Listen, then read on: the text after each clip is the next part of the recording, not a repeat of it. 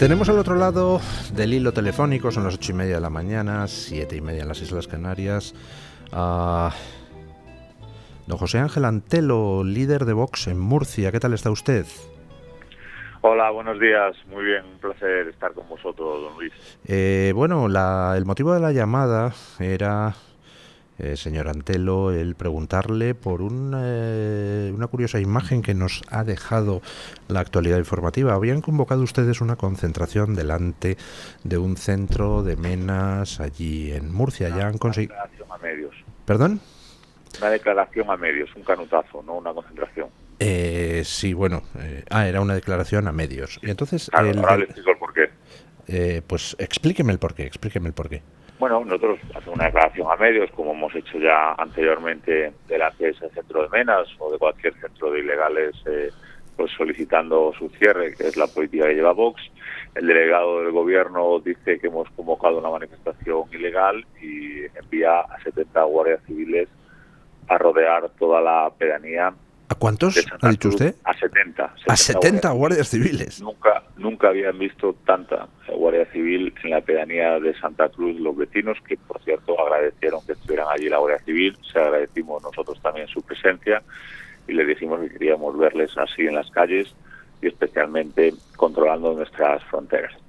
Hicimos la declaración a medios 50 metros más para atrás y bueno, pues dijimos que era el primer centro de menas que se va a cerrar de toda España, que la postura de nuestro partido es la de cerrar todos los centros de menas, aquellos que sean menores, pues sabemos que la mayoría que están en esos centros de menas son mayores de edad, devolverlos a sus países de origen con sus padres. Si sus padres no lo quieren, pues tendrán que ser los servicios sociales de sus países los que les acojan, que además es donde se pueden integrar, ya que tienen la misma cultura y el mismo idioma. Pero claro, si el modelo que tiene el bipartidismo es financiar la inmigración ilegal, llegan a España. Hemos visto cada día, por desgracia, lo que está sucediendo en muchos centros de menas, donde hemos visto violaciones horrendas a niñas que le han destrozado la vida, no solo a las niñas, sino a toda su familia. Hemos visto declaraciones de los propios padres de lo que allí pasa, cómo están esas hijas que han sido violadas. En definitiva, causas que se están dando demasiado a menudo y hay que ponerle fin. Y para ponerle fin hay que entender que todo el que venga a nuestro país tiene que entrar de manera legal, ordenada, que venga a aportar y que se adapte a nuestra forma de vivir y a nuestra cultura. Y el que no venga de esta forma, de manera ilegal, o vengan de manera legal pero se dediquen a cometer delitos, pues hay que devolverlos a sus países de origen. Don José Ángel, hay una cosa que no entiendo. ¿Qué competencia tiene el delegado del gobierno para prohibirles a ustedes hacer una declaración a medios donde les dé absolutamente la gana? Es una orden absolutamente ilegal. De hecho, los servicios jurídicos de nuestro partido ya están estudiando las acciones necesarias. Sin duda un quebranto de la Constitución, prohibir la libertad de expresión, prohibir una declaración a medios, porque en el último caso, vamos a ponernos en su tesitura, que Vox hubiese convocado una manifestación, habría un escenario, habría unos altavoces y nos podrían denunciar por convocatoria ilegal. Pero en este caso se había convocado a los medios de comunicación, los propios medios de comunicación nos llamaron asombrados a nuestra jefa de prensa diciendo, bueno, pero ¿y este señor qué hace? ¿No? Bueno, realmente es perseguir, ¿no?, al único partido que les hace oposición. Lo hemos visto también, por ejemplo, en la feria de Murcia, persiguiendo a feriantes porque tienen una bufanda que dice Arriba España y ordenando su retirada. En cambio no dice nada, absolutamente nada, sobre los Manta o cuando hay homenajes a terroristas por parte de sus socios. Es un delegado que acaba de ser puesto por Pedro Sánchez y que es el mismo que presidió la Comisión de Amnistía para amnistiar a los golpistas. En definitiva, no persigue el delito, persigue a aquellos que persiguen los delitos, que en este caso somos los de Vox. Ustedes han logrado ya el cierre de un centro de menas ahí en Murcia y se han comprometido a lograr el cierre de todos los centros de ilegales. ¿Van a poder mantener su compromiso? ¿Van a lograrlo? Yo dije que si el pueblo español nos daba la fuerza suficiente a las próximas elecciones, iba a hacer. Además, no es un compromiso de Vox en la región de Murcia, es un compromiso de Santiago Abascal, y Santiago Abascal siempre cumple con todos y cada uno de los compromisos. Además, es un modelo absolutamente fallido el que tenemos. No para de llegar más inmigración ilegal, no para, por desgracia también, de morir gente en esa travesía, donde las mafias se lucran con el sufrimiento de muchas personas, que en algunos casos vienen buscando un futuro mejor, otros pues son los amnistiados de Mohamed VI por todo tipo de delitos. Estamos hablando de casi 50.000. En definitiva, no hay ningún control en nuestra frontera, no sabemos quién está entrando, el por qué está entrando, qué intenciones tiene, y lo que sí se están lucrando son las diferentes ONG, las diferentes asociaciones, fundaciones, a costa del sufrimiento de la gente, y esto con Vox va a terminar. Además, hay modelos que están funcionando, como es, por ejemplo, el caso de Italia, donde se ha reducido casi un 70% la llegada de inmigrantes ilegales, mientras que en España pues no han parado de aumentar, y lo estamos viendo con los diferentes casos, con los diferentes repartos de inmigrantes ilegales por toda España, excepto donde Pedro Sánchez necesita a sus socios, que es en el País Vasco y en Cataluña. Bueno, don José Ángel, pues nada, es que me quedé ayer un tanto impactado con esas imágenes donde usted pues llega ante el sitio donde iba a hacer la declaración a medios y bueno, pues se encontró a todo ese retén de la Guardia Civil, que para controlar las fronteras Marlaska no les manda, pero para evitar que ustedes hablen de un centro de menas, pues sí, 70 guardias civiles, y usted muy educadamente pues se acercó a ellos, les dijo que comprendía que bueno, pues tienen que obedecer las órdenes que se les dan, y les agradeció su presencia allí. Me parece que actuó usted con enorme comprensión hacia unos guardias que pues yo me supongo que son los primeros en estar absolutamente hasta las narices de las órdenes, a veces ilegales, como ayer, que reciben de sus mandos. No tenga usted ninguna duda que esa es la situación en la que se encuentra la Guardia Civil en la región. Bueno, pues don José Ángel, un fuerte abrazo y nada, seguiremos contando con usted para ver cómo se desarrollan los acontecimientos en torno a este tema y sobre todo qué pasa con esa querella que ustedes han anunciado contra un delegado del gobierno que se piensa que puede limitar la actual actividad política de la oposición al más puro estilo chavista. Un abrazo. Un placer, cuídate, hasta luego. Bueno, tenemos con nosotros a don Javier Venegas. ¿Qué tal está usted, don Javier? Buenos días, bien. Bueno, hoy es un día un tanto impactante. Ayer fue asesinado Charlie Kirk en Estados Unidos. Muy posiblemente pues la gente no sepa, mucha gente que nos escucha no sabe quién es Charlie Kirk, pero era un activista de enorme predicamento, especialmente entre la juventud americana. Era como el presidente de una especie de asociación juvenil trampista, muy activa sobre todo en el ámbito universitario. Sí, es un personaje muy curioso, o era desgraciadamente un personaje muy curioso. Yo de verdad que estoy entre lo de la chica esta ucraniana y lo de lo de Kirk, la verdad es que tiene la sensación de que se cierne sobre el mundo una nube negra, ¿no? Es una sensación que igual es transitoria, pero bueno, Kirk es un tipo que siempre, si lo miramos a través de los medios, veremos un retrato muy caricaturesco de un tipo pues provocador, ¿no? Quizá para algunos estrafalario, un tipo que simplemente pues se dedicaba a ridiculizar una serie de ideas que podemos englobar, así para que nos entendamos, en lo que llamamos el wokismo, pero la parte que no se conoce y que sí conocían los chavales de las universidades que tuvieron la ocasión de escucharle, era que es un tipo que no rehuía un debate. Es decir, no era solo un provocador o un activista, era un tipo que en un momento dado pues, tenía la capacidad dialéctica de confrontar, o sea, no rehuía el debate, no era simplemente descalificar a alguien, sino argumentar. Eso lo creo que era la vertiente que lo convertía más interesante y seguramente sea la vertiente que más odio despertaba hacia este hombre, ¿no? El hecho de que no era solamente una caricatura, podrías estar más o menos de acuerdo con él o no, pero era un tipo que, llegado el momento, no tenía ningún reparo en acudir a lugares tan hostiles como los campus estadounidenses, que sabemos que están muy controlados por la izquierda, pero a debatir con los jóvenes. Es decir, su contrincante o su adversario exponía una idea Y él dialécticamente, con una habilidad bastante notable, pues no es que la ridiculizara, simplemente por mediante el argumentario que él empleaba, pues digamos que la desmontaba. Entonces eso, a los jóvenes que todavía estaban ahí indecisos, envueltos, digamos, en esta vorágine de lo políticamente correcto y sin atrever a levantar la cabeza, pues resulta que era un tipo muy sugerente. Era un hombre que les venía un poco, de alguna manera, a rescatar, ¿no? Y eso es lo que yo creo que le convertía en un personaje singular. Todo lo demás es, como ocurre hoy en día, pura mala leche. O sea, es decir, es simplemente intentar desacreditar a alguien ad hominem sin entrar a escuchar realmente cómo hablaba, qué decía, qué defendía y cómo lo hacía.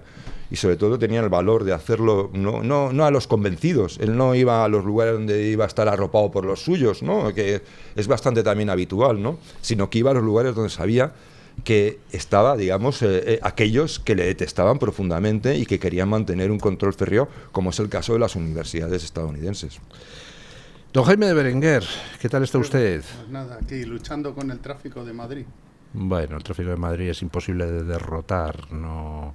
Sí, siempre gana. No, con la moto le ganas. Con la moto, pero yo las motos... Sí, Charlie Kirk publicaba hace poquito más de 24 horas un tuit demoledor de los suyos. Tenía 5,5 millones de seguidores en Twitter. Decía el tuit: el Islam es la espada que la izquierda utiliza para cortar el cuello de los Estados Unidos. Y yo creo que tenía bastante razón en lo que decía. Yo la verdad es que tengo que confesar que este señor no lo conocía de nada. Bastante tengo con los nuestros como para conocer a este hombre. Pero bueno, a mí lo que este señor al final lo que demuestra, o por lo menos lo pongo entre comillas, es que al final lo que decía usted un poco esta mañana a primera hora, que la instrumentalización de la violencia siempre viene del mismo lado, pero en todas partes, ¿eh? Aquí te haces un breve resumen de los presidentes de gobierno asesinados en España o de los grupos terroristas, es que siempre viene del mismo lado.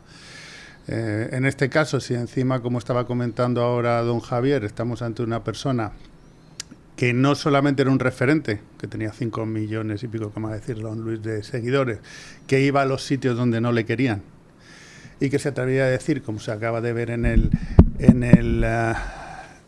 tuit que acaba de decir usted, a decir cosas que nadie decía, pues esto se une a ese intento de magnicidio que tuvo Trump en su momento en la campaña electoral, y yo creo que pone a la sociedad americana en una situación verdaderamente difícil, a ver cómo se reacciona a esto, ¿no? A ver qué es lo que puede pasar ahí.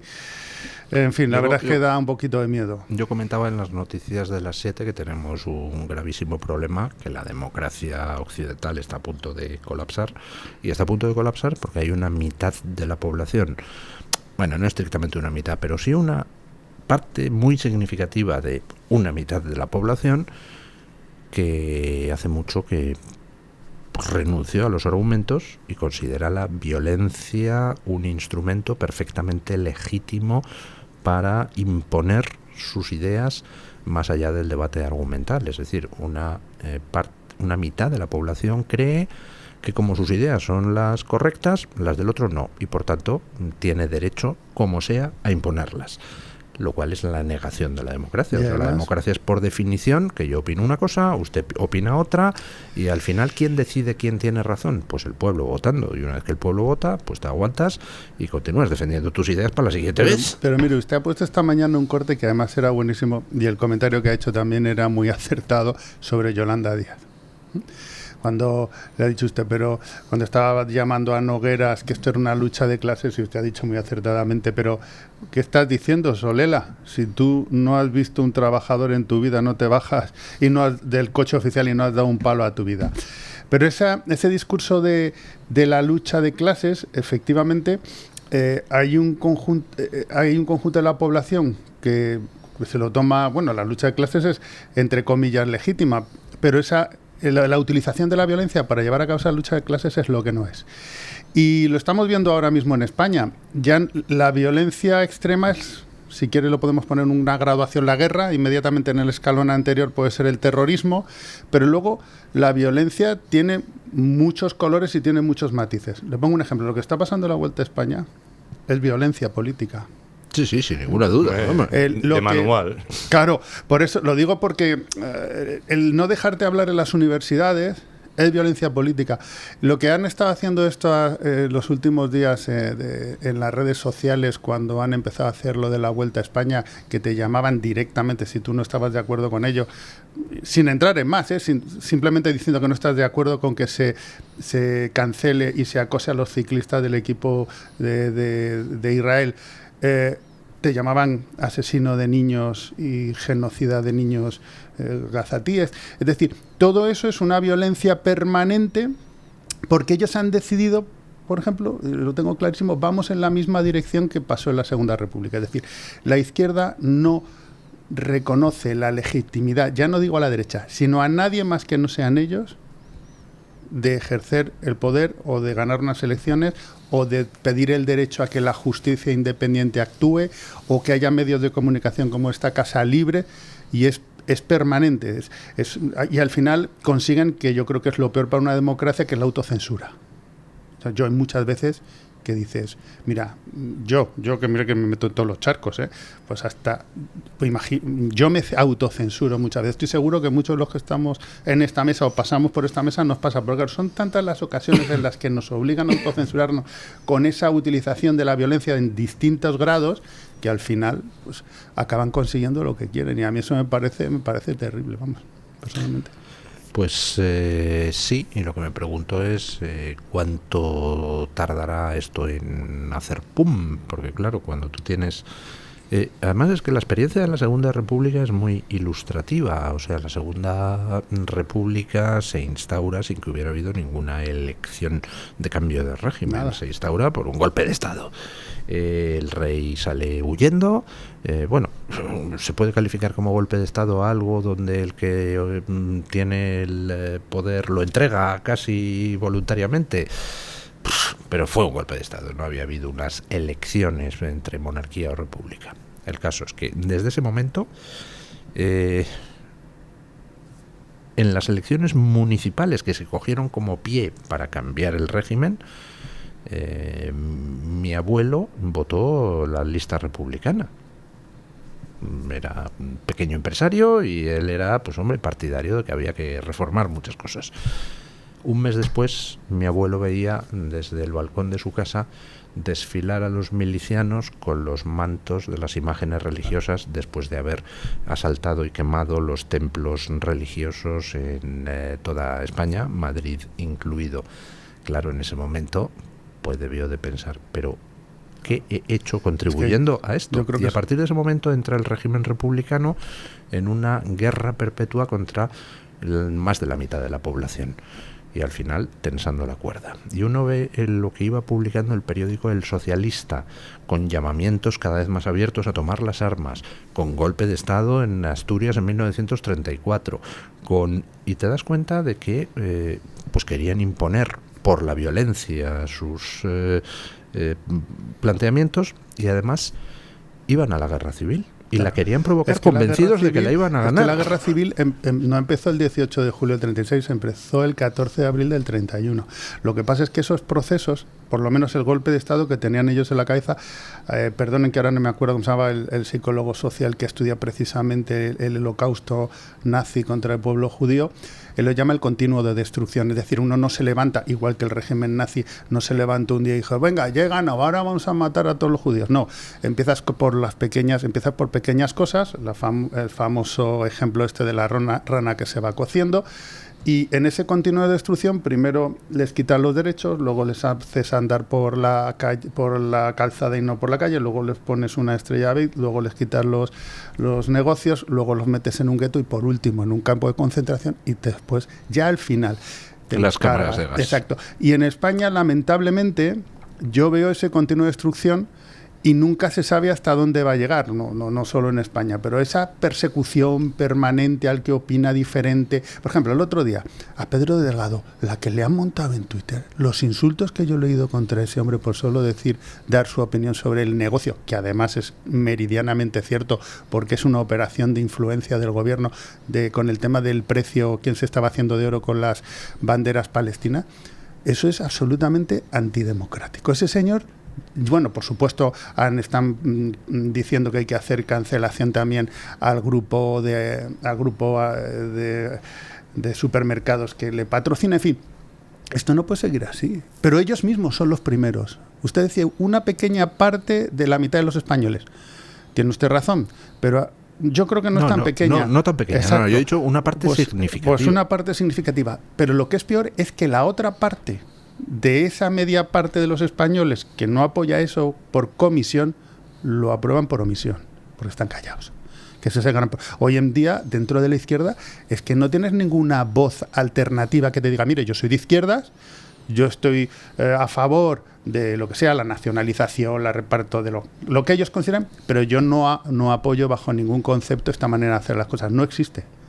Porque siempre las purgas empiezan dentro del propio partido para que no haya, o del propio bando, para que no haya la sensación de que hay disenso dentro del consenso forzado. No, es que ahí hay un problema, ahí opera una cosa que es el miedo de la gente. Entonces, en el momento en que alguien se desmarca del discurso más radical de ese grupo, pues automáticamente se le señala, se le dice traidor, incluso se le puede hacer objeto a él de la violencia. Y luego, con toda esta gente que se mueve, pues ni izquierda ni derecha, que trata de mantener el tipo. Por ejemplo, un Perico Delgado, que yo no lo he escuchado nunca pronunciarse políticamente. Jamás. Entonces, yo creo que hay mucha gente, no lo digo por él, pero hay mucha gente que dice, no, yo no me pronuncio, tal, pensando que eso les inmuniza frente a los futuros ataques. No, yo no me meto, no sea que me aticen. Pero claro, es que llega un momento donde estos partidarios de la violencia lo que exigen no es ya que no les lleves la contraria, es que les tienes que apoyar. Y si resulta que te niegas a decir en público es que lo de Gaza es un genocidio porque estos judíos son unos malditos, si te niegas a decir eso, exacto, entonces eres objeto tú condena también. Condena el régimen de Franco, y si no lo condena, esto hay un discurso muy bueno que hizo en el Parlamento permitirme un momentito. Carlos Martínez Guerrera, y con esto me callo, lo digo para que lo busque el que quiera en YouTube, a una propuesta de Izquierda Unida precisamente con la condena del 18 de julio.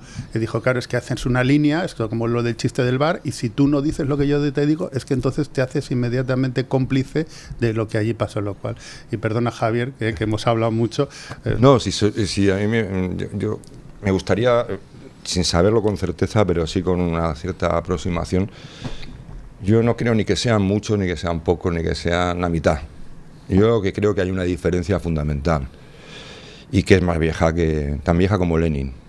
Es decir, la izquierda sabe que la forma de funcionar no es ni siquiera tener mayorías, es constituir una buena vanguardia muy bien organizada y muy consciente de los objetivos que persigue, que no pare y no se detenga en ningún caso, que esté siempre y que esté bien engrasada, y que las personas que participen de ella pues sean o personas ociosas que se lo pueden permitir, ¿no?, que no tienen otra cosa mejor que hacer que estar todo el día agitando banderas palestinas en la calle, o que de alguna manera están imbricados en algún tipo de organización de la izquierda de la cual pues les permite dedicarse a eso sin dar palo al agua en otra cosa. Es decir, esa es la gran asimetría. La sociedad normal, la sociedad libre, son personas que no se conocen entre sí más que sus pequeños grupos de amistad o de familiares, y que están en lo suyo, están muy atareados. Son personas que están ocupadas en trabajar, en ver cómo pagan el alquiler, en ver cómo consiguen que su hijo entre en el colegio no sé dónde, incluso pues hay jóvenes que están más pendientes de ver cómo salen adelante y si tienen la suerte de hacer una pareja o no, de juntarse o no, o tienen que seguir viendo cómo viven actualmente la mayoría de ellos.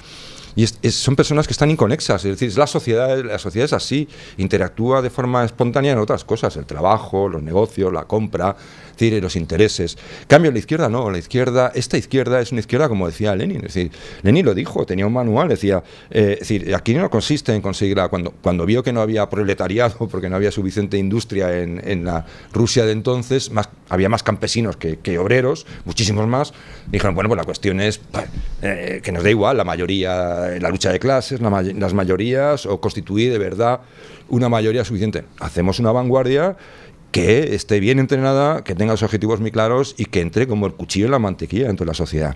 Eso es lo que lleva ocurriendo, yo creo que aquí lleva ocurriendo desde que se dio por descontado que la Unión Soviética era historia y que la izquierda iba a diluirse tranquilamente en los vientos de la historia y que el fin de la historia, decía Fukuyama.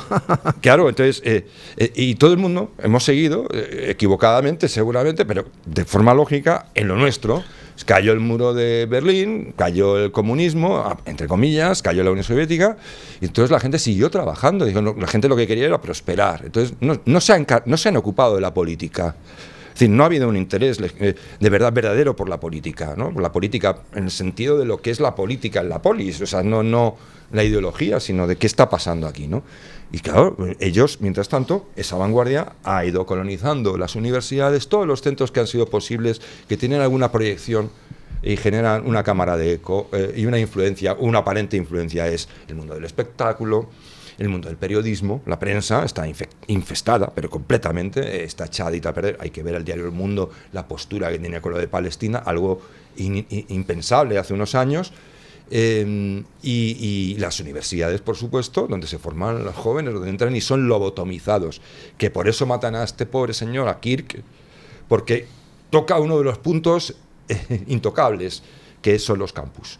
Son las fábricas de votos, ¿no? Y luego tiene por eso se lleva también la izquierda con el islamismo, aparte de que lo utiliza precisamente para romper lo que haga falta, sino se parecen mucho porque igual que el Islam, si renuncias a él, eres un apóstata, un blasfemo y un no sé qué, y debes ser perseguido y castigado duramente. La izquierda, si renuncias a cualquiera de sus dogmas y no los apoyas y no te pones a rezar en dirección a la Meca, te señala y acaba contigo. Pues recordemos el exterminio brutal que la izquierda en España durante la Guerra Civil hizo, por ejemplo, de los militantes del POUM, ese partido al que pertenecía Andrés Nin, que los exterminaron. Lo narra además muy bien George Orwell.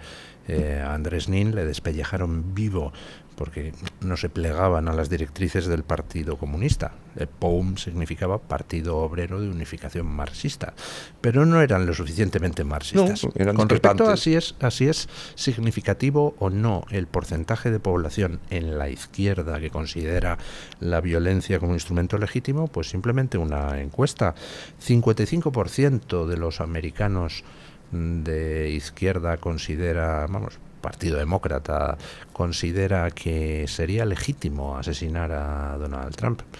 En esas condiciones es imposible que una democracia resista, porque claro, si un bando considera que el asesinato es un instrumento político aceptable, pues simplemente la democracia resistirá hasta que llegue el punto donde el otro bando diga, pues nada, si es aceptable, pues es aceptable. No es que no resista la democracia simplemente es un sistema de control del poder y de organización del poder, nada más.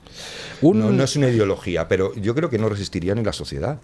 La paz social no es solo la democracia, sino que la paz social se la llevan por delante. Es decir, un tuit genial de una cuenta de Twitter que tiene por título la cuenta Profesor Secundario, dice: el tiempo es aquello que transcurre mientras la izquierda asusta a la gente con la llegada de la derecha y mientras gente de derechas es asesinada por gente de izquierdas. Bueno, pausa publicitaria y seguimos. Bueno, hablábamos antes de violencia política, mencionaba a don Javier Venegas, mencionaba a don Jaime de Berenguer el asunto de la Vuelta Ciclista a España. Los ciclistas de la Vuelta pues se han plantado y han dicho que como vuelva a haber otro incidente que ponga en riesgo su seguridad, se bajan de la bicicleta y dan por concluida la etapa correspondiente, porque el otro día tiraron a un ciclista español, un cretino con la bandera palestina. Hace 2 días pues ya no es solo que fueran contra los ciclistas, es que tiraron chinchetas en la carretera para que los ciclistas pinchen. El otro día cortaron un árbol, lo cruzaron en mitad de la carretera. O sea, es un intento de boicotear la Vuelta directamente. Imaginen que fuera por cualquier otra cosa, por yo qué sé, por ejemplo, gente protestando por la presencia de inmigrantes ilegales. ¿Cuánto tiempo tardaría la policía en impedir todo tipo de protesta y arrestar tanto a los que protestan como a todos los organizadores? Vamos, 3 minutos y medio y les caía un puro de 3 pares de narices. Pero aquí, por supuesto, se deja que continúen los ataques a los ciclistas, porque quienes en el fondo están animando esos ataques están en el gobierno. Lo decía perfectamente Bukele: cuando los delincuentes campan a sus anchas es porque los cómplices de los delincuentes se sientan en el gobierno, ¿no? Es que esto es, a mí me recuerda bastante a la forma de funcionar de la insurgencia, ¿no? De lo que es un movimiento insurgente, ¿no? Por ejemplo, cuando estaban los aliados, Estados Unidos, en Afganistán, sobre todo en Afganistán, en realidad no tenías que hacer grandes ataques para que la maquinaria tuviera problemas. Simplemente ponías a un chaval con un Kalashnikov en una colina y entonces todo lo que era la maquinaria logística de comunicaciones, de relevos y tal, hasta que no resolviera ese punto, que era una ruptura de la cadena, es decir, hasta que no se garantizara seguridad en ese punto, toda la máquina quedaba colapsada. Entonces, esto es lo mismo, es decir, es muy fácil que un puñado de cientos, bien distribuidos o con movilidad suficiente, pues te puedan reventar la vuelta.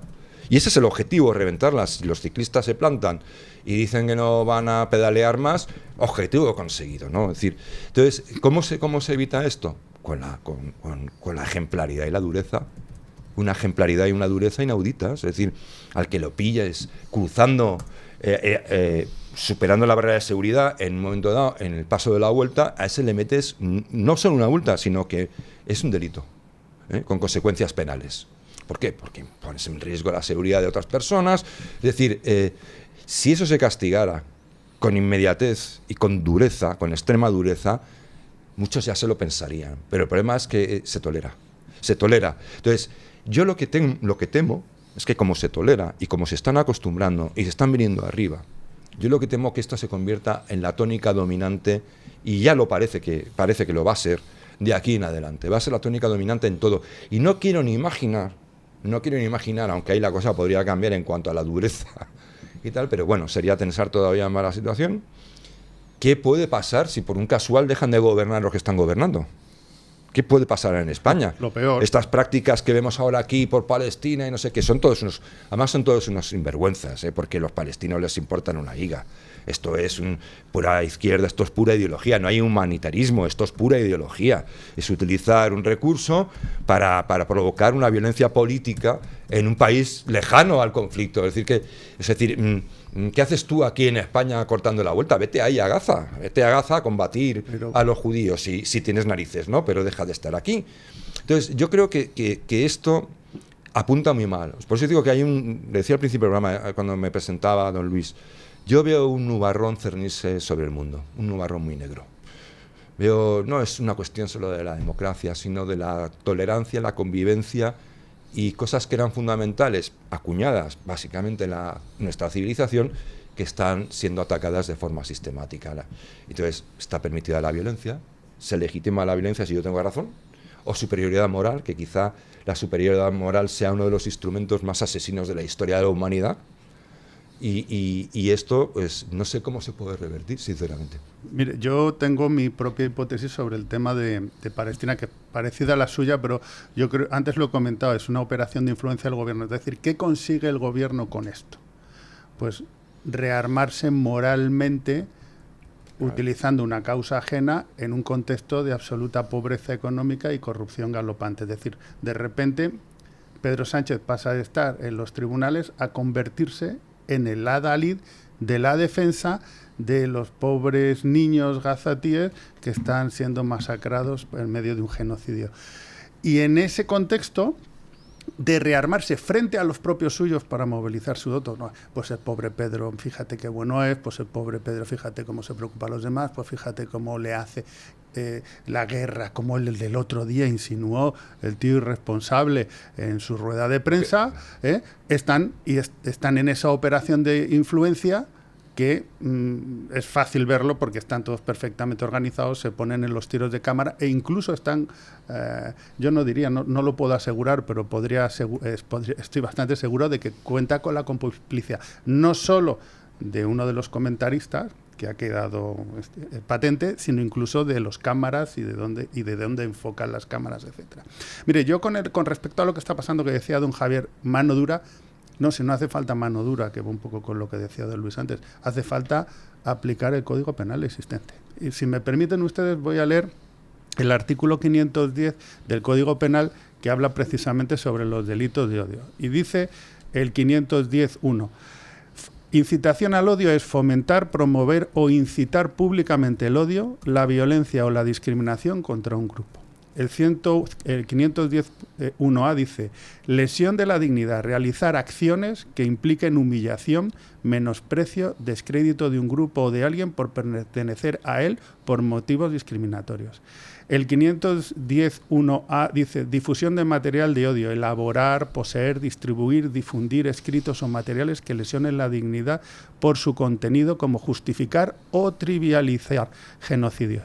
Y el 510.1b dice: justificar públicamente delitos contra grupos de personas o por motivos de odio o enaltecer a quienes participaron en ellos. 510, aquí se puede aplicar, es evidente y se puede aplicar de manera radical, o sea, de manera efectiva. El tema es lo que ha dicho usted, don Javier, que tiene toda la razón, que esto es una guerra de guerrillas, pues son trayectos muy largos de 100, 200 kilómetros, tal. Tú tienes gente bien organizada en cierto punto, exacto, vale. Pero tiene un problema a la hora de defenderlo, pero también tiene un problema a la hora de escapar. Es decir, tú puedes hacer la acción, pero escapar de la detención es prácticamente imposible. ¿Por qué? Porque está cortada la carretera y tú no puedes salir de la ratonera donde te has metido. O sea, el problema es que no se está deteniendo a nadie. Y es lo que decía de Luis, no se está deteniendo a nadie porque hay plena complicidad en esta acción de influencia por parte del gobierno, en mi opinión, colaboración desde el propio gobierno, que yo no sé cómo afectará a las órdenes que reciban los cuerpos de seguridad. Jaime, es que no tenemos ya un gobierno.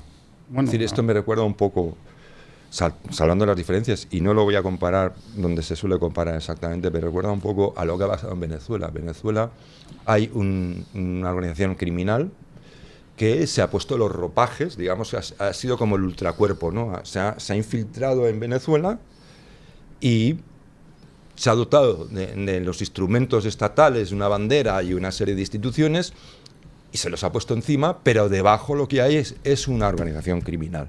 Es decir, Venezuela ya no existe como Estado, ¿no? Es otra cosa. En España no existe gobierno. Nosotros no tenemos gobierno ahora mismo. Formalmente tenemos nuestras instituciones, se vota, es decir, todas esas cosas que todos conocemos, esa liturgia. Pero informalmente ya no estamos en manos de un gobierno. Estamos en manos de una serie de personajes coordinados más o menos entre sí, a veces enfadados entre sí, pero juntos porque les conviene, dedicados a subvertir y a utilizar el Estado en su propio beneficio.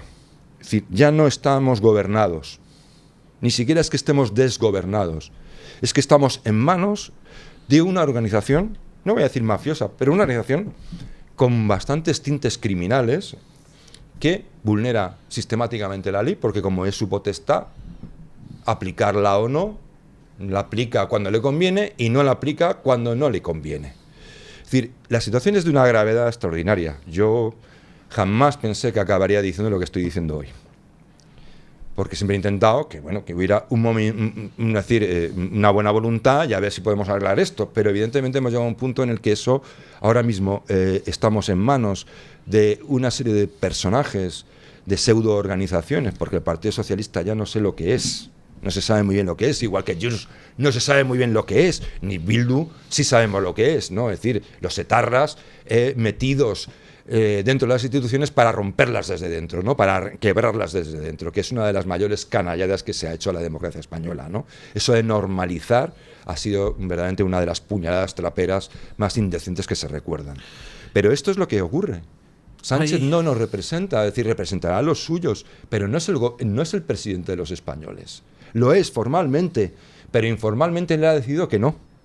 Él actúa solo para lo que le conviene y aquellos que le apoyan. Para el resto, leña. Entonces, esto no es gobernar, evidentemente. Les leo el tuit que puso inicialmente La Voz de Galicia para comentar el asesinato de Charlie Kirk. Titular de La Voz de Galicia. La Voz de Galicia, el medio de referencia del PP en Galicia, recibe subvenciones millonarias de la Junta de Galicia. Titular: disparan al propagandista ultra Charlie Kirk en un evento universitario en Utah. Por supuesto, luego han tenido que borrar el tuit ante la catarata de comentarios que han recibido y lo sustituyen por: muere un comentarista conservador amigo de Trump tras recibir un disparo en un evento universitario. Pues eso es odio. Eso es que hasta el diario El País tituló, yo creo recordar, porque inmediatamente que vi, digo, a ver qué decía la prensa al respecto. Y hasta el diario El País dijo, un activista conservador... No, el titular del periódico El País, yo lo miré esta mañana, y era: el activista conservador Charlie Kirk, sí, aliado de Trump, asesinado de un disparo en una universidad de Estados Unidos. Decir, un titular correcto. No ultra, ni tal, porque es que, vamos a ver, es que además es muy desesperante. Es muy desesperante, yo entiendo que para muchas personas sea desesperante, pero claro, nos quieren llevar... porque ellos creen que van a ganar ahí. Claro, el problema, ya sabemos lo que pasa luego en las confrontaciones civiles, ¿no? Que al final es que no ganan ni una, pero claro, no hay que llegar a eso, ¿no? Hay que intentar no llegar a eso, pero nos quieren llevar a eso. Quieren llevar a eso. O consiguen el poder, porque nos intimidan, nos cierran la boca y nos califican de cualquier cosa sin disentimos de lo que sea que fuere, o van a la confrontación. Aquí no hay salida. Esto es como el independentismo catalán. Es decir, o sea, la independencia es imposible. Puedes intentar presionar al gobierno para conseguir esto, conseguir lo otro, un Estado federal, confederal, asimétrico, robar más, robar menos, pero no vas a conseguir la independencia desde el punto de vista de que en la propia estructura territorial y nacional os hace dependientes del resto de España. Es decir, Cataluña no puede vivir sin España. Y sí, bueno, porque nos tiene que chupar la sangre, lógicamente, claro, el nacionalismo. Y luego la única forma que tienes tú de cambiar esa realidad, que es también mucho más profunda, es sociológica, es histórica, es más allá de las propias instituciones, es directamente, pues, si tú te empeñas en esto, lo que estás es proponiendo ir a la guerra. Lo que propones es ir a la guerra, porque ante una situación sin salida en la que no puedes salirte con la tuya, porque no vas a poder, lo único que estás forzando la situación hasta llegar a la violencia. Porque al final el conflicto solo se puede resolver a base a la fuerza, a ver quién es más fuerte, a ver quién pega más duro. Y yo creo que eso es lo que están haciendo. Yo creo que por ahí van, por ahí van. Les leo un tuit despreciable de alguien particularmente despreciable. Señor Guardans, es usted una escoria humana. Dice: escribes, Guardans, ante el asesinato de Charlie Kirk: en Estados Unidos alguien ha asesinado a un fascista y promotor del neofascismo. No tengo nada positivo que decir de ese tipo, ni vivo ni muerto, pero, al menos por ahora, nada justifica la violencia contra esos miserables en aquel país. Esa muerte es un crimen y así debe ser tratada. Hace falta ser canalla para escribir esto. Y luego se pone a poner citas de Charlie Kirk, absolutamente manipuladas y sacadas de contexto para justificar que hombre, en fin, que bueno, que es un crimen, pero que era alguien eliminable, ¿no? No, es que eso demuestra la vehemencia que hay incluso en aquellos que quieren engañarnos y postularse como moderaditos. Esta persona es una persona que tiene en el fondo un odio cerval hacia determinadas cosas. Pero eso de moderadito sí. No tiene nada. No, bueno, pero él, sí, pero él decide quién se las trae. Porque el siguiente paso es decidir quién es fascista. No, pero que es que ya lo está decidiendo él. No, pero que podemos ser cualquiera de nosotros. Pero estoy diciendo a ellos que pretenden sí. haber ido de yo es que soy, uso la razón y él va de eso, efectivamente. Y es mentira. Tú tienes una serie de problemas internos, de conflictos internos que te convierte en una persona completamente irracional y violenta. En el fondo eres tan violento como cualquiera de los violentos. Pero la cuestión es conseguir convertir a alguien con el que podrás estar o no de acuerdo, con el que nadie es perfecto, igual se equivoca alguna vez, no lo sé, porque yo le he seguido un poco, pero a mí me ha parecido que lo que hacía este hombre, te podrá gustar más o menos, pero lo hacía de frente, por derecho, y a diferencia de toda esta izquierda de superioridad moral, era un tipo capaz de debatir. Es decir, no rehuía el debate, no era una persona que simplemente te descalificaba y se daba la vuelta, te insultaba y se acabó. No, era una persona que le decía, bueno, pero yo creo en la transexualidad, ¿vale? Muy bien, ¿por qué? Mira, Y entonces le decían algo, y entonces decía, hacía un argumentario con una dialéctica muy inteligente, y además, y lo desmontaba completamente. Eso es que lo ridiculizaba. No, perdón, estaba utilizando una dialéctica perfectamente educada y correcta para defender una posición contraria. Y otra cosa, ya termino. Otra cosa que hace este hombre, que lo desprecian mucho las élites, es que era un hombre que no tenía carrera. No tenía estudios superiores. Era un hombre que venía de abajo. Un hombre hecho a sí mismo, como antiguamente se hacían en Estados Unidos, y es un tipo pues que consiguió una notoriedad extraordinaria sin ser un académico. Y además siendo un muy buen polemista. Le pongo un ejemplo de ese afán polemista de Charlie Kirk. En un debate con una youtuber progre americana, la señora Rachel, que tiene un canal de YouTube para niños, ¿no? Rachel citaba el Levítico, el libro de la Biblia, para justificar la celebración del Día del Orgullo gay, y entonces le responde Charlie Kirk, oiga, eso de citar el Levítico para justificar, le recuerdo que en el Levítico se dice que la ley perfecta de Dios exige que a los homosexuales se los apedree hasta la muerte. Es decir, les respondía con argumentos, sacándole las contradicciones de sus planteamientos. Bueno, pues va Ignasi Guardans, saca esta frase, dice, aquí Charlie Kirk diciendo que a los homosexuales hay que apedrearlos hasta la muerte. Claro, eso es la mentira. Eres gentuza, Guardans. No sé, decir, aquí lo decía Rebel, y a mí me encanta esa frase. Él lo situaba en la democracia. Yo creo que la sociedad en general, una sociedad sana. La democracia, y yo diría que la sociedad sana no puede vivir o existir si no se alcanza un mínimo umbral de verdad. No, claro, es que la democracia es la verdad y la dictadura es la mentira. Claro, entonces sistemática. Es decir, igual que la democracia no puede sobrevivir sin un umbral mínimo de verdad, decía Rebel, la dictadura no puede sobrevivir si no impera la mentira. Claro, es que entonces, es decir, y este tipo de Guardans y tal, que tiene un odio más cerval sobre cualquier ideólogo político que no se manifieste templado y tibio. Es decir, por ejemplo, Isabel Ayuso la odia a muerte. Bueno, no me extraña. La odia a muerte, pero la odia. O sea, es una especie de inquina. Pero quien dice eso, dice Abascal, dice cualquiera que no esté ahí como una especie de momia del Museo de Cera diciendo, bueno, no, tal. Entonces, este tipo le coge una manía horrible. ¿Por qué? Porque sabe que uno de los mayores peligros para este estado de cosas que ha conseguido la izquierda y la izquierda travestida en socialdemocracia es precisamente el que la gente empiece a tomarse en serio la política. Es decir, deje de estar solo preocupado de lo suyo y empiece a interesarse por la política. ¿Y quiénes hacen que la gente se interese por la política?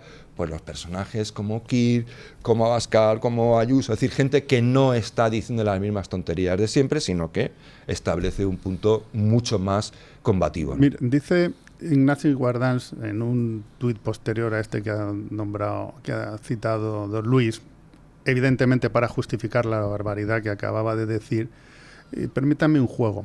Dice, saco una frase de Charlie Kirk y dice lo siguiente: mujeres de raza negra, no tenéis capacidad cerebral para ser tomadas en serio, necesitáis robarle el puesto a una mujer blanca.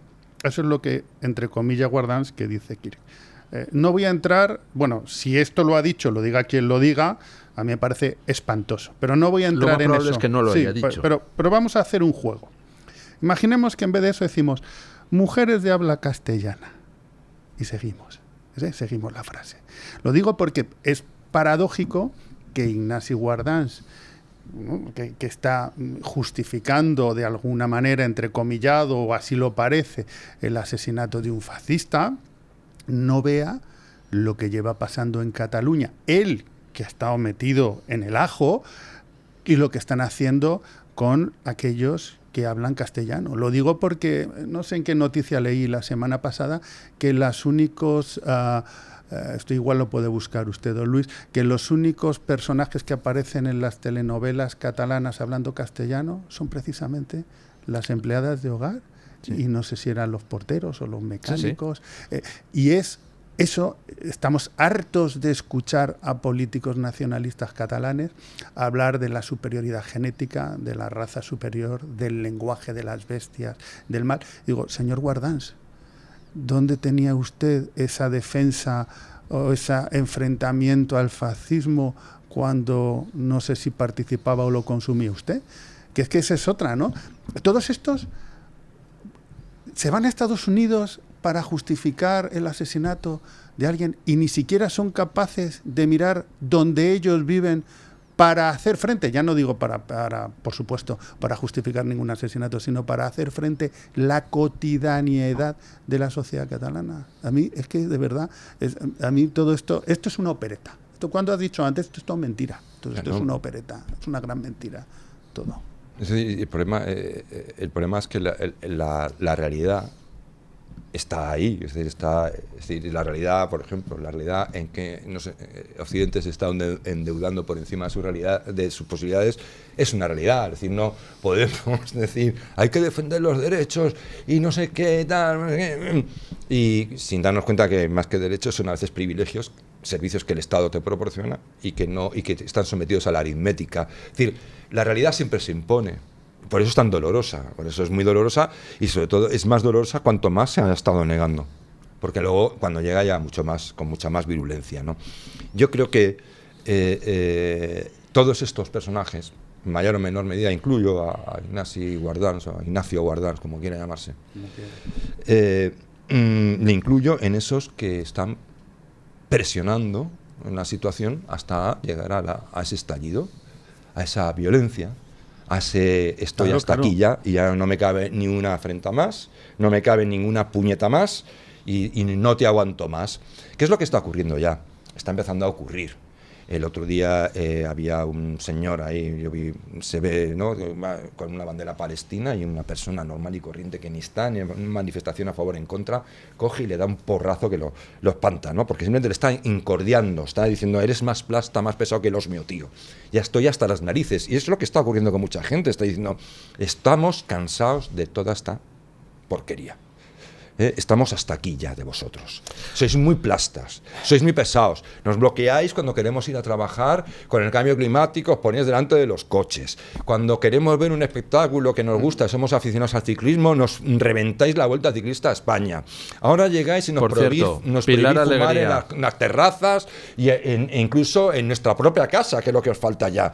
Es decir, estáis todo el día rompiendo, ¿no? Pilar Alegría, viene el titular, última hora en El Español, en directo. Pilar Alegría sobre las protestas en la Vuelta. El deporte no puede permanecer ajeno a la realidad. El gobierno alentando la violencia en el deporte. Claro, porque están limpiando su imagen. Lamentablemente, ni los niños, ni los gazatíes, ni la guerra, ni los israelitas, ni los judíos les importa un pimiento. Ellos están a presentarse como autoridad moral, se están rearmando moralmente ante la izquierda, porque al que no sea de izquierda ya no le engañan, de que ellos realmente son los defensores de la democracia, los que hacen frente a las injusticias, los defensores de los niños, claro. Y son capaces, y van a llegar en esto, que es por cierto, una estrategia muy bien pensada, porque si de verdad el gobierno o la Vuelta hubieran considerado que no se podía dejar participar a este equipo por lo que fuera, no le hubieran dejado participar. Le han dejado participar para hacerle lo que le están haciendo. Precisamente les han dejado correr y los han invitado para correr. Todo. Claro, es que si no hubieran podido hacerlo. Esto está dentro de una campaña perfectamente planificada de gobierno, que me parece, esto es terrorífico, y al final es otra vez la vuelta al chivo expiatorio. Otra vez. Que hoy en día son estos muchachos, pero podían haber sido cualquiera. Ya me dirán ustedes que si vamos por ejemplo, ahora los españoles, vista la fama que tenemos en Europa y en todo el mundo, cada vez que los españoles salimos de aquí, decidan en cualquier país que somos los amigos de Pedro Sánchez y que entonces merecemos todos, sin distinción, sin responsabilidad, por jamás y ya está. Sí, pero exacto, y que entonces nos merecemos cualquier cosa, cualquier español que nos esté creyendo, cualquier chaval que esté estudiando Erasmus. Entonces, como eso es absolutamente impensable, porque nadie en su sano juicio puede responsabilizar a unos tíos que corren en bicicleta, unos profesionales de ciclismo, de lo que pueda estar pasando en real, porque no lo son, pues estos tíos han dicho, bueno, pues vamos a utilizarlo precisamente y les vamos a dejar correr para montar todo este número. Y nosotros presentarnos como, delante de los nuestros, como... ¿Conoce usted, como buen profesor de la universidad especializado en temas sociológicos y políticos, esa famosa anécdota apócrifa de cuando Goebbels le presenta a Hitler la nueva campaña de propaganda contra los judíos, que es se ve a un tío montado en bicicleta y debajo una frase que dice: todos los problemas de Alemania son culpa de los ciclistas y de los judíos. Y dice Hitler: ¿por qué de los ciclistas? Y responde Goebbels: esa es precisamente la pregunta que quiero que se hagan. Pues mira, no me la sabía, pero es buenísima. No.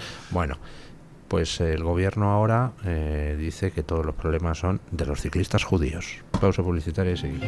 Hablemos un poquito de Europa, porque aquí yo creo que todo el mundo tiene ya la sensación de que esto, pues no sé, está como un poco... como una de esas viejas casas abandonadas que se caen a cachos. Hay la sensación de que todo se puede desmoronar en cualquier momento. Ayer en Francia casi 300 detenidos en las jornadas de protesta, que al final fueron instrumentalizadas por la extrema izquierda. Hay una imagen por ahí circulando en internet de unos manifestantes con banderas palestinas acosando a un señor mayor que se le ocurrió el pecado de llevar una bandera francesa a manifestarse por las calles de Francia.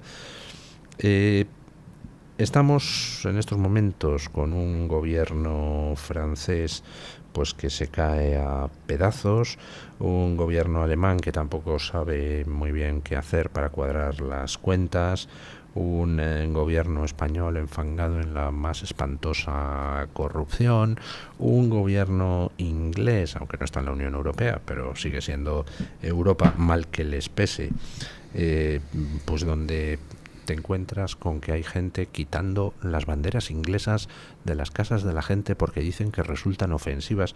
Estamos en una especie de continente de locos, y ayer salía Ursula von der Leyen a decir que es el momento de la independencia de Europa. No sé, pues se refiere a independencia con respecto a Estados Unidos. Y salía Manfred Weber, el jefe del Partido Popular Europeo, a decir que lo de la soberanía de las naciones es una aldea Potemkin, una ilusión, y lo que hay que hacer es centralizar de manera irreversible, dijo, todas las competencias en Bruselas. Dices, ¿qué está pasando en Europa? En ella. Centralizar todas las competencias en ella. Sí, dámelas a mí. Europe, c'est moi. Os voy a arreglarla, no os preocupéis, que yo me encargo. Sí, pero le han presentado, ¿no? He leído una moción que se presenta una moción de confianza, ¿no? Una moción de censura, sí. De censura. Había leído, bueno, Patriots, sí. Sí, pero vamos, no tiene posibilidad de salir adelante porque no dan los números, ¿no? Pero bueno, habrá un debate sobre el asunto. Por lo menos habrá un debate. Yo veo, yo hoy lo escribo en The Objective, a propósito de Europa.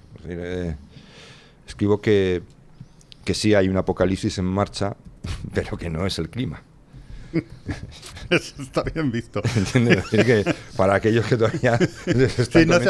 por si no te has enterado. Claro, es decir, y además te va a llegar mucho antes de lo que piensas. El clima siempre están diciendo que es inminente, pero dentro de una década, para que así ellos puedan seguir viviendo del momio, ¿no?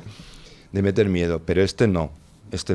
A mí me llama mucho la atención algo inusual, por mucho que queramos decirlo. Es decir, que salga el canciller alemán a decir que el Estado alemán en su configuración actual es insostenible. Sí, eso da mucha confianza, ¿verdad?, en el futuro. No solo eso, que es inusual. Que lo digan los analistas, que lo diga la oposición, que lo diga tal, pues es lo normal, ¿no? Es siempre, pero que lo diga el propio que está gobernando diciendo, o sea, esto es una catástrofe de libro, ¿no? Y que ocurra lo mismo en Francia, que salga el ministro de Economía, cuando creo que falta un poco para las elecciones, a inmolarse diciendo... Pero tienen un mérito que lo dicen, porque en España está mucho peor y no se dice lo contrario. No, pero quiero decir, déjame que termine, Sí. porque esto es importante. Esta es la tesis de mi artículo, y yo creo que no voy a equivocarme. Y que en Gran Bretaña ocurra poco más o menos lo mismo, es decir, que se estén inmolando, lo estén diciendo y estén diciendo, esto hay que recortar, o te vas a enterar, no sé qué decir, esto es contra el voto, o sea, es decir, esto es una forma de pegarse un tiro en el voto, ¿no? ¿Por qué lo hacen? Porque creo que están a las puertas del infierno, yo creo que estamos viviendo a las puertas del infierno y que no decirlo va a ser peor. Simplemente, es decir, la situación tiene que estar muy mal para que actúen de esta forma que políticamente, a ver si se entiende, es irracional, porque va contra tus propios intereses en cuanto a al número de votos que quieres, que necesitas para mantenerte en el poder o siquiera en la política. Eso a mí me llama mucho la atención, cómo está subiendo el precio del oro, sobre todo la razón por la que está subiendo. Los particulares ricos compran, pero ¿sabes quién está comprando como si hubiera un mañana? Los bancos centrales. Tanto el Banco Central, la Reserva Federal Norteamericana, el Banco Europeo, el Central Europeo y el Banco Chino, que está comprando oro como se lo está llevando en cargueros a China. ¿Por qué? Porque pues, eso indica que ni ellos creen en su propia moneda. Hemos llegado a un punto en el que ya no creen en su moneda. ¿Por qué? Porque los prestamistas tampoco creen.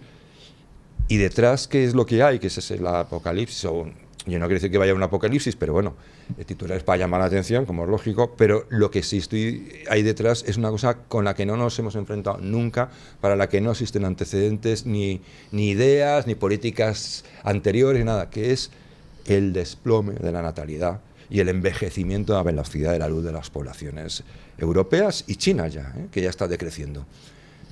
¿Qué está diciendo la gente que nos prestaba dinero así para que nos siguiéramos endeudando? ¿Y cómo lo vas a devolver ahora si vuestra sociedad cada vez se encoge más? Si os estáis encogiendo no crecéis, os encogéis. Si quieres que te preste, págame más. Yo creo que todo esto está detrás de lo que estamos viendo en Europa. Está detrás de ese desconcierto generalizado. Yo creo que vamos a una situación muy complicada y en un mundo muy complicado, cada vez más complicado. La Policía Municipal de Valladolid puso un tuit hace unas horas diciendo que por la seguridad de los ciclistas la organización de la Vuelta ha reducido el recorrido de la contrarreloj que se iba a celebrar en Valladolid. O sea, era de 12,2 kilómetros y lo reducen y han tenido que cambiar el recorrido. A 100 metros, ¿no? Sí, no sé, me dirán, venga, 1, 2, 3, venga, ya, fin. Pum. Esta es, otra vez, es lo que ha pasado durante muchísimos años en el País Vasco. ¿Sí? Es que hemos exportado el modelo político catalán y los procedimientos de la calle del País Vasco. O sea, lo peor y es ahora que el cerebro operativo está en la Moncloa. Efectivamente, sí. Que es lo terrible. O sea, pues bueno, pues y no va a pasar absolutamente nada. Pues claro, si el centro de operaciones está donde está, pues ahí poco se puede hacer. En cuanto a lo que le decía don Javier, cuando yo le comentaba que a mí, yo a un político solo le pido quizá un par de cosas, 3 cosas. Que sea competente, que es una definición positiva, y creo que 2 de negativas, que es que no mienta y que no robe. Entonces, en esto que dice usted de su artículo de hoy, yo aprecio que los políticos, con independencia de lo que haya detrás, si quiere entramos ahora en ello, pero que un político te diga la verdad y te trate como un mayor de edad. Pero es que fíjese usted la comparación. Mientras que en estos países que son los motores intelectuales y económicos de Europa están diciendo esto sus políticos, en España ayer asistimos al espectáculo populista de decir que hay que reducir la jornada laboral. Esa es la diferencia. Por eso el destino de España es aún mucho peor, porque entonces el día que llegue la realidad, aquí nadie va a ser capaz de entender lo que ha pasado, los que no se quieren enterar. Pero bueno, eso se entiende porque ya saben ustedes que psicológicamente las personas tendemos de manera natural a, por una parte, la vagancia intelectual, es decir, a pensar, esto no lo digo yo, lo dice Kahneman y Tversky en sus investigaciones, y por otra parte, a dulcificar la realidad, al comportamiento mágico, ¿no? Claro, la única manera que en estos momentos el gobierno tiene de mantener esta situación son dos. La degradación absoluta de los servicios públicos, total y absoluta, y la recaudación absolutamente brutal de los impuestos de los españoles, que nos tienen situados en una posición de que directamente no llegamos a fin de mes el 90% de los españoles, así de claro, ¿no? No tenemos capacidad de compra, no tenemos capacidad de endeudamiento, no tenemos capacidad de ahorro. La bolsa de la compra, desde que está este señor en el gobierno, creo que ha aumentado un 30%. Los sueldos, por supuesto, no. Pero ellos juegan a eso y a convertirse en los padres protectores de los gazatíes. Y ahí estamos viviendo los españoles. Por lo tanto, yo, fíjense, con independencia del por qué Europa evidentemente está en decadencia, por lo menos yo agradecería a un político, y me he acordado del famoso discurso del profesor Fuentes Quintana, ¿no?, de decirnos dónde estamos, lo que podemos esperar y hacia dónde vamos. ¿Cuál es el problema? Que si alguien te dice eso y alguien luego viene y te dice, tú no te preocupes, te voy a hacer que trabajes menos, paradójicamente, aunque es intrínseco a la naturaleza humana, la gente en general prefiere que le cuenten lo de los Reyes Magos. ¿Sabes? Pero usted que lo sabe, porque sé que le gusta mucho el tema sociológico y todo esto. ¿Qué ocurre? Que una cosa es, de nuevo, la imagen estereotipada de vamos a hacer una ley que reduzca el jornada laboral. Hay leyes, el BOE es una realidad que está por ahí flotando y que impone supuestamente una realidad, ¿no? Una serie de normas que van a conformar la realidad. Lo que sabemos todos, y lo hemos visto a lo largo de 1000 veces y millones de veces, es que una cosa es eso y luego otra es cómo reacciona la sociedad y cómo se organiza informalmente. Es decir, puedes poner horario que te dé la gana y ponerlo en letras de oro en el BOE, que muchas personas van a seguir trabajando jornadas de 60 horas, 70 claro, las que hagan falta. Y cuanto más necesiten, más trabajarán. Y además puedes poner horario que te dé la gana. Y en realidad, ahí en España ahora mismo, el último dato era de hace 2 años, 750.000 pluriempleados. Personas que tienen 2 o 3 empleos para llegar a fin del mes. Como la posguerra. La tendencia... sé por los datos que iba al alza en 2023, que iba al alza en 2024 y que iba al alza en 2025. Puede ser que ahora mismo estemos cerca del 1.000.000, pongamos por caso, de gente con pluriempleo. Bueno, por decir, sí, no, yo cumplo la jornada laboral. En mi contrato número 1 yo trabajo 10 horas. O sea, y en el contrato número 2, 20, y al final trabaja 70 horas, las que haga falta. Es decir, yo creo que cualquier sociedad, por eso yo soy, en ese aspecto, soy moderadamente optimista, pero no un optimista total, que nadie se confunda. Creo que las sociedades tienen más debajo de lo que a veces se ve, tanto bueno como malo, pero nos olvidamos siempre de lo bueno. Es decir, aquí hay gente que está más acostumbrada a pelear, a sobrevivir y a enfrentarse a situaciones límite de lo que imaginamos, gente que está entrenada. Es decir, creo que poco a poco, sobre todo se está viendo en la generación Z, que por cierto, lo de Nepal ha sido precisamente la generación Z. Eso sí que es un experimento social. Un experimento social insorprendente, ¿no? Es decir, es una sociedad, decíamos, ¿no? Generaciones fuertes traen generaciones débiles, de generaciones débiles traen no sé qué, ese típico, no me la sé bien ahora, no me la recuerdo bien, pero es que yo creo que ya llevamos como 2 décadas en que las generaciones que supuestamente eran débiles ya están pasando a un segundo plano y están llegando generaciones que se están teniendo que endurecer por la fuerza de los hechos.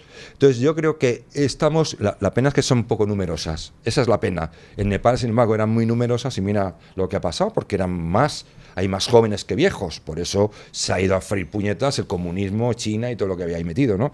Se han hartado y han dicho a freír puñetas, ¿no? Pero yo creo que hay esa resistencia que es más fuerte de lo que puede parecer. Lo que pasa es que actúa de forma táctica. No tiene tampoco a quien la encauce mucho, ¿no? No tiene tampoco cauces muy naturales para manifestarse. También hay gente muy lerda, no voy a decir que no. Una noticia desde Melilla. Ya saben ustedes que ha sido asesinado por los palestinos un español hace un par de días. Ametrallaron a 6 personas en Jerusalén, y una de ellas era un judío español, Jacob Pinto, melillense. Bueno, pues la Asamblea de Melilla trató de hacer ayer un minuto de silencio y el partido pro-musulmán de Coalición por Melilla pues interrumpió el minuto de silencio con banderas palestinas contra el supuesto genocidio. Por cierto, recordatorio, este mismo partido pro-musulmán de Coalición por Melilla ya van 2 veces que su líder es detenido por fraude electoral. Una vez fue condenado y en las últimas elecciones municipales otra vez. Y sigue estando ahí, estaría inhabilitado, ¿no? Es decir, una persona que no juega limpio.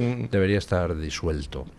Si en un casino haces trampas, pues, se pone una lista negra y ya no puedes entrar, ¿no? Supongo el mensaje que lanza este partido es que hay justificaciones para el asesinato de 6 judíos y uno de ellos español, ¿no?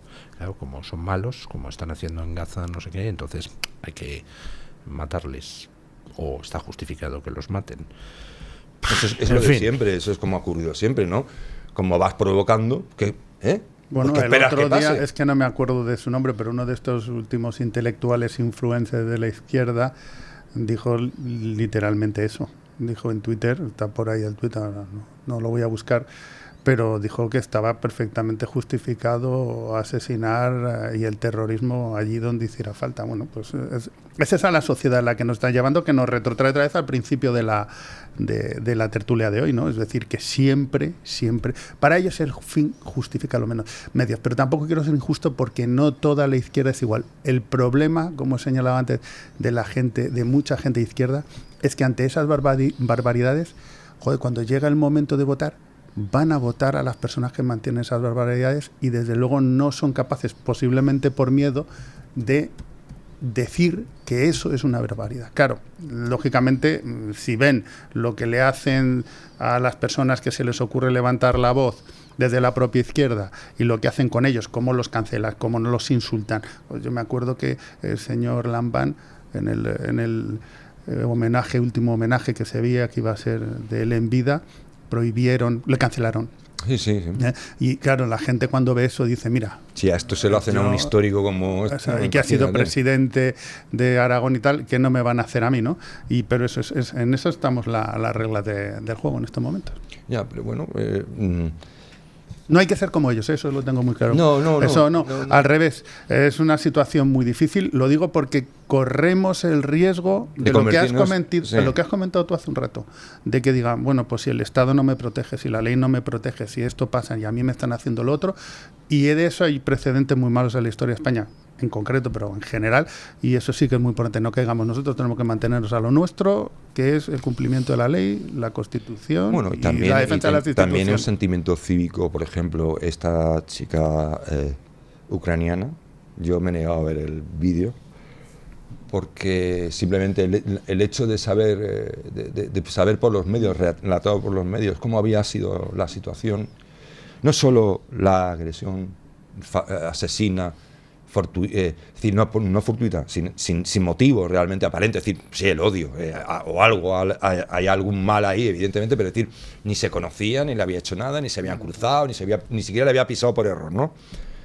Pero sobre todo, lo que más angustia sentí por esta chica, y me sentí muy identificado con ella, es la soledad ante el pánico que debió sentir sabiendo que se estaba desangrando.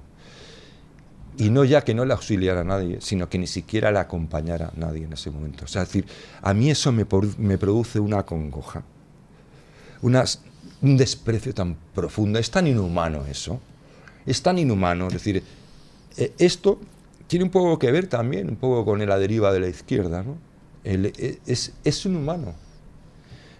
No quiero asociar directamente el asesinato de esta chica con la izquierda, sino la actitud inhumana, ¿no? Eso está muy estudiado en psicología social. Se llama difusión de la responsabilidad. Hay varios casos muy famosos, uno muy sonado, que es cuando se empezaron nuestras investigaciones de una chica que se llama Kitty Genovese, que quiera lo puede buscar. Sí, el efecto espectador. Efectivamente, que es difusión de la responsabilidad, miedo a la evaluación, y bueno, se me acuerda el tercer fenómeno, que explican que las personas en un momento así, ignorancia colectiva, pero seamos incapaces de reaccionar. Yo puedo entender hasta que reaccionamos reacciona a la primera. Yo he hecho experimentos sobre esto en las casas, cuando tenía una plaza... Pero déjeme un momento, Jaime, porque es que esto es poner un matiz para que usted igual entienda lo que estoy diciendo. Una cosa es que tú veas a una persona que apuñala a alguien, entonces te quedes congelado. Petrificado, sí. Petrificado. Y otra cosa es que cuando el pavo se va y la persona, una joven, en esa situación, no hay efecto espectador. O sea, no, pero eso se produce. El hecho de no acudir a esa persona, de no auxiliarla, yo no lo he visto. No, pues yo le puedo decir que no precisamente ni lo he permitido, porque en alguna ocasión me he encontrado, no con algo tan grave, pero sí con un accidentado en el que tal, y yo no sé, no me voy a quedar sin auxiliar. Bueno, claro, eso es lo que es lo que saber hacer, pero por ejemplo hay muchos experimentos que te demuestran que si te pones, haces el experimento en Gran Vía y tiras a una persona en la calle que tal y la haces en una calle desierta, la probabilidad de que te ayuden en una calle desierta es mucho mayor que en Gran Vía, porque se produce un fenómeno que se llama difusión de la responsabilidad. Sí, alguien le ayudará, ¿no? Efectivamente, yo no tengo mucha prisa, alguien se va a parar o no sabes lo que está ocurriendo. De hecho, en el caso de Kite Genovese, que la asesinaron, el asesinato duró 45 minutos de que empezaron a pegar hasta que la mataron. Luego la policía descubrió que había por lo menos 35 personas que estaban viendo el episodio en su casa y que fueron incapaces ni siquiera de llamar a la policía. Entonces ahí se empezó, un psicólogo social, empezaron, entre otros John Davis, empezaron a investigar qué es lo que pasó ahí, y una de las cuestiones que se descubrió es que la gente pensaba: es una discusión de pareja, no me quiero meter, al final no va a pasar nada, ya llamará a otro, no me quiero meter en lío. Podemos hacer un juicio moral de eso, pero realmente, lamentablemente te quiero decir que es más interpretable, Jaime, desde la psicología de los grupos. Otra cosa, de hecho, yo lo que le aconsejo y lo que acaban diciendo estos experimentadores, porque esto lo hemos visto muchas veces, cuando la primera persona, o sea, funciona en los dos sentidos. Cuando la primera persona se para a ayudar, inmediatamente aparecen 10. Correcto. Porque desaparece el efecto de la ignorancia colectiva. Es decir, ignorancia colectiva quiere decir qué es lo que está ocurriendo ahí, y desaparece el efecto del miedo a la evaluación. Es decir, a ver si me voy a meter en un tema que no me tengo que meter. Me llevo la bofetada. Exacto. Sí, pero eso entonces, es una cuestión precisamente de información. Pero de información. Eso, por ejemplo, cuando ves un motorista que se estrella por la carretera, nadie se pone a evaluar qué es lo que ha pasado. Ahí dirán lo que digan los sociólogos. La asistencia en sociedades occidentales es bastante rápida por parte de los particulares que han visto el accidente. Siempre hay un coche que para, siempre hay alguien que tal, y cuando para uno, pues paran más. Pero no le dejan al motorista tirado en la cuneta y siguen circulando todos los coches. Eso no ocurre. ¿Por qué? Porque han visto todos los acontecimientos. Tienen la certeza de lo que ha ocurrido y evidentemente saben que solo hay una respuesta posible, que es la asistencia, ¿no? Asistir al herido, llamar a la policía, a los servicios de urgencia y acompañarlo hasta que lleguen. Entonces, pero en cierto modo, si se fija usted, hay una diferencia con el caso del tío tirado en la acera en mitad de Gran Vía, y es que si tú ves un accidente, entiendes perfectamente la secuencia de acontecimientos. Tú ves a un tío tirado en Gran Vía y mucha gente dice, no sé por qué está tirado, a ver si me voy a meter en algo que no debo. Pero no, es que voy al caso de la ucraniana. Los que estaban ahí vieron lo que pasó.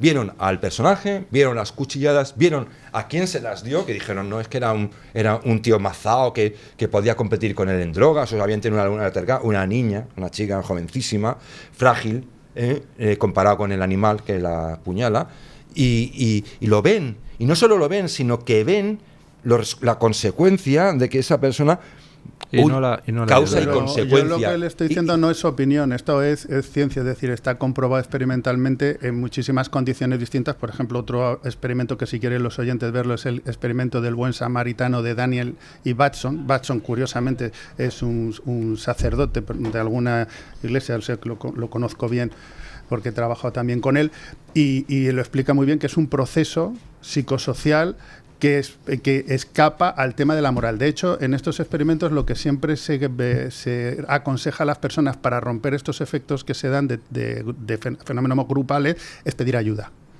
muchas veces, ayúdame por favor, y en esos momentos, curiosamente, algunos de esos procesos que se dan desaparecen. Lo digo porque si alguna vez le pasa a alguien de los que nos está escuchando, primero que no caigan en estos 3 efectos, que como dice don Javier, se paren y ayuden, y en segundo lugar, si son víctimas, que pidan ayuda, que es cuando se rompen esos efectos. Pero estos son muy comprobados, son procesos de influencia social.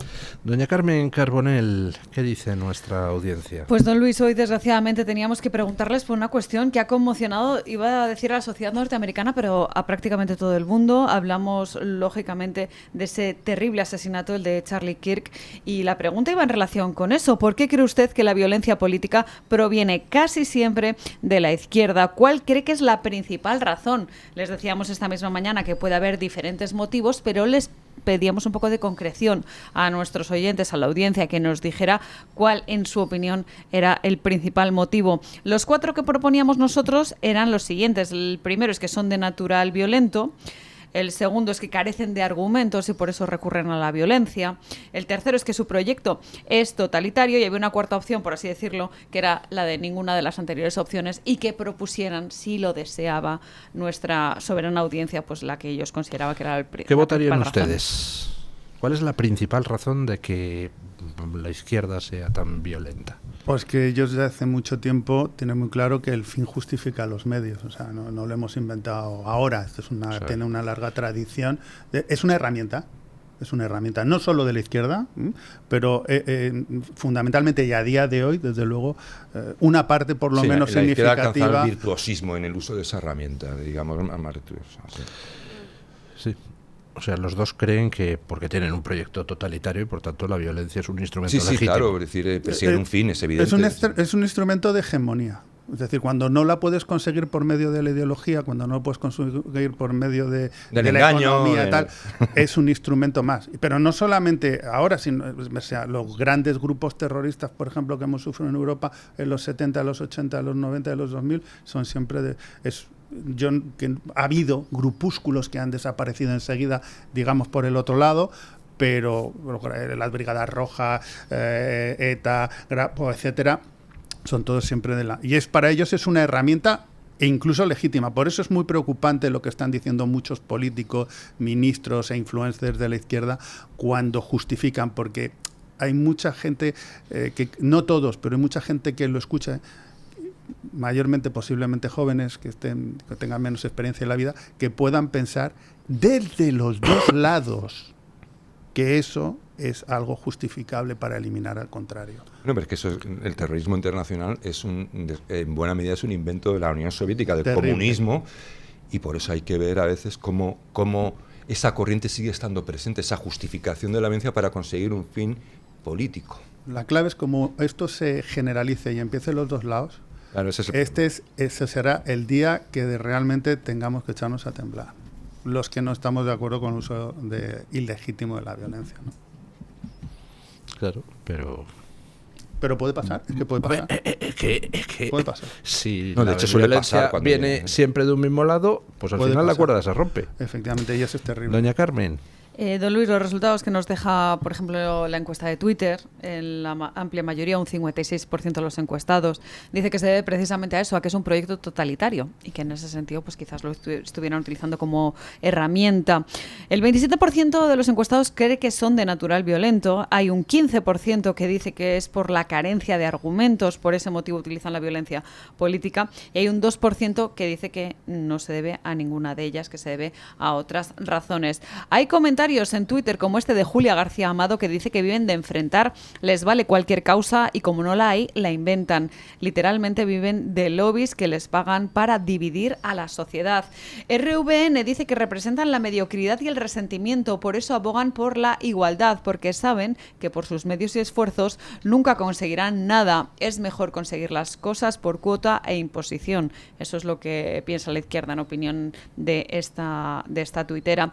Los comentarios que nos dejan en las publicaciones de YouTube van por esa línea también. Martín López dice que cree que son las 3 primeras opciones e incluso faltaría hablar de la dejadez de la derecha, que ha permitido muchas veces que ganen el relato. En lugar de combatirlo, lo que hace la derecha es que a veces lo asumen, aun siendo falso.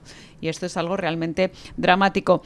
Ariel Talice va por otra línea, dice que desgraciadamente no son los únicos totalitarios, generalmente los extremos se tocan, el gran problema es la ideología misma, y nos dice que cuando se puede ver y tratar de solucionar cada situación por y en sí misma, ver las cosas sin deformaciones es el primer paso para solucionar los problemas. En el chat le dejo 3 comentarios. Este es de Victoria, que nos dice que no lo pueden evitar. Todas esas personas violentas son del lado de la izquierda casi siempre. Caridad Morata Caparrós dice que los asesinos son siempre los mismos y señala directamente a los comunistas. Y Luis del Palacio dice que la izquierda siempre ha creído que la violencia es un arma legítima para lograr sus objetivos. Muchísimas gracias, doña Carmen Carbonell. Gracias, don Jaime. Gracias, don Javier. Tertulia interesantísima hoy, nos dicen muchos oyentes a través de las redes. Ponemos punto final a la tertulia con don Paco Linares, que nos quiere advertir de que estamos viviendo una degradación democrática. Buenos días, don Paco. Querido amigo don Luis del Pino, gracias. La frase, abro comillas, estamos viviendo una degradación democrática, cierro comillas, es de Cuca Gamarra del Partido Popular. Pues sí, señora Gamarra, pero quien tiene menos derecho a decir eso es usted, que pertenece al Partido Popular. Ayer, después de hablar Núñez Feijóo, le tocó el turno a Sánchez. Y posteriormente le tocaba a la tercera fuerza política más votada en España, es decir, a Vox.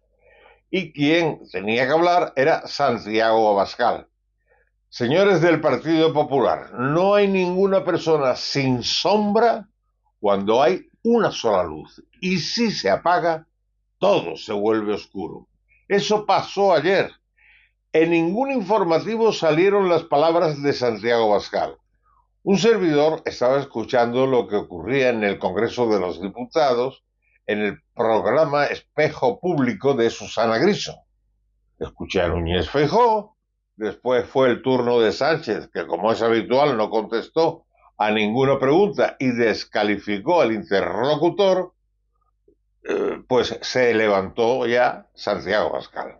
¿Saben ustedes lo que pasó? Pues cortaron la emisión desde el Congreso. Abascal tampoco salió en ningún informativo de alguna cadena. Así que doña Cuca Gamarra y compañía, no pueden ustedes hablar de degradación democrática cuando no hay libertad de expresión y el bipartidismo nefasto que tenemos calla la boca a sus terminales mediáticas. Y no nos enteramos que defienden otros. Si censuran a un parlamentario, eso se llama comunismo. El que no conoce, no sabe, y así nos va. Mañana más y mejor. Punto final.